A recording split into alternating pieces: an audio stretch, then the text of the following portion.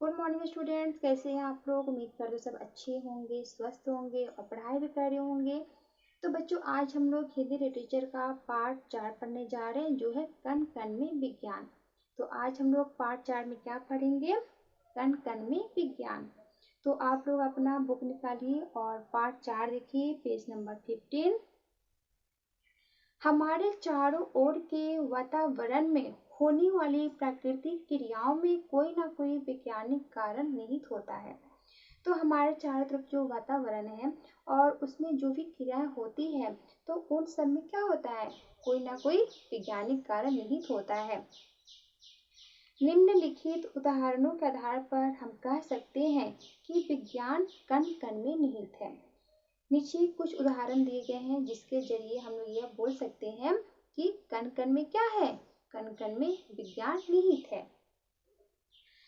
Parachute की सहायता से यात्री धरती पर आसानी से उतर जाता है, क्योंकि धरती की गुरुत्वाकर्षण शक्ति के कारण यात्री नीचे गिरता है। आप लोग जानते हैं कि जो धरती की गुरुत्वाकर्षण शक्ति होती है वो क्या करती है? ऊपर जाने वाली चीजों को अपनी तरफ खींचती है, जिसे गुरुत्वाकर्षण बोलते हैं। और पैराशूट की शक्ति का प्रतिरोध करता है। इस प्रकार के उतरने की गति कम हो जाती है और वह आसानी से धरती पर उतर आता है। तो जो गुरुत्वाकर्षण शक्ति है उसका प्रतिरोध कौन करता है? कौन सी शक्ति करती है? पैराशूट जो कौन सी शक्ति को प्रतिरोध करता है? गुरुत्वाकर्षण शक्ति को प्रतिरोध करता है, जिसके कारण क्या होता है? उसके उतरने की गति कम हो जाती है और वह आसानी से धरती पर उतर जाता है।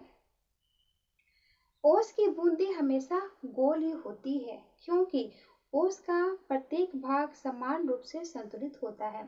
तो आप लोगों ने ओस देखा ही होगा। तो ओस जो होती है उसका आकार कैसा होता है? गोल होता है। ऐसा क्यों होता है? क्योंकि उसका प्रत्येक भाग समान रूप से संतुलित होता है और बूंद का कोई भाग केंद्र से दूर ना होने के कारण हमेशा गोल रहता है।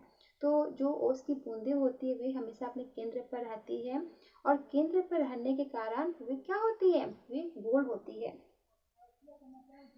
नाखूनों का बढ़ा हुआ भाग संवेदन शून्य होता है, इसलिए जब हम नाखून काटते हैं तो हमें दर्द की अनुभूति नहीं होती है।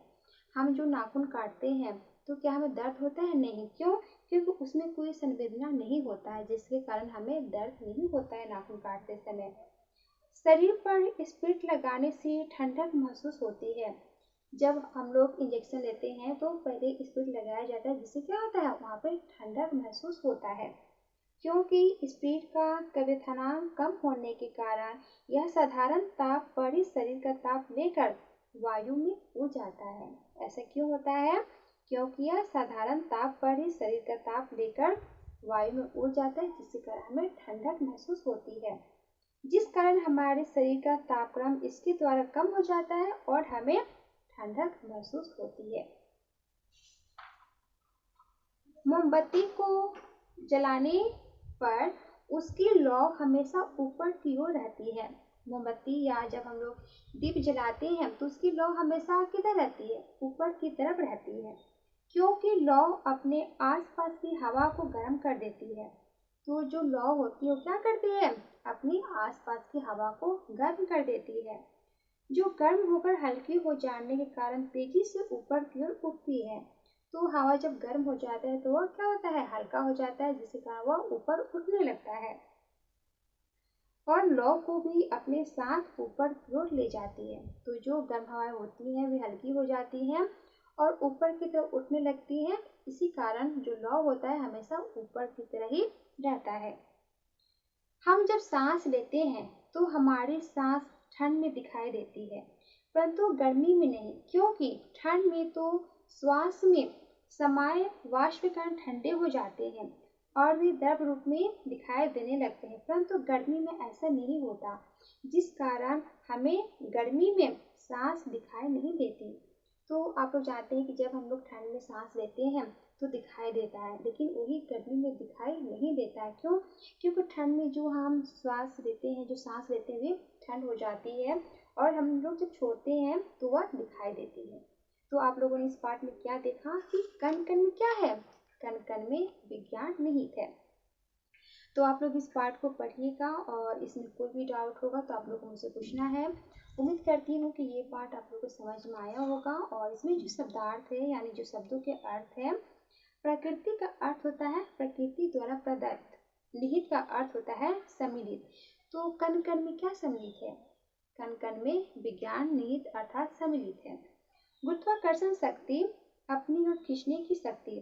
तो अपनी ओर खींचने की शक्ति किसमें होती है? धरती में होती है, जो ऊपर जाने वाले प्रत्येक वस्तु को वह अपनी तरफ खींचती है। तो उस शक्ति को क्या बोलते हैं? गुरुत्वाकर्षण शक्ति।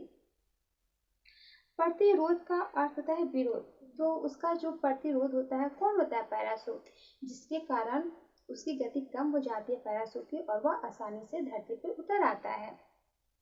गति का अर्थ होता है चाल। संतुलित का अर्थ होता है सदा हुआ। संवेदना शून्य का अर्थ होता है मृत। अनुभूति का अर्थ होता है महसूस। समान एक जैसा, श्वास सांस। तो आप लोग इस पाठ को ध्यान से पढ़िएगा और इसमें कोई भी डाउट हो तो आप लोगों को पूछना है। इसमें जो अभ्यास कार्य है उसे हम लोग क्लास में करेंगे, ठीक है।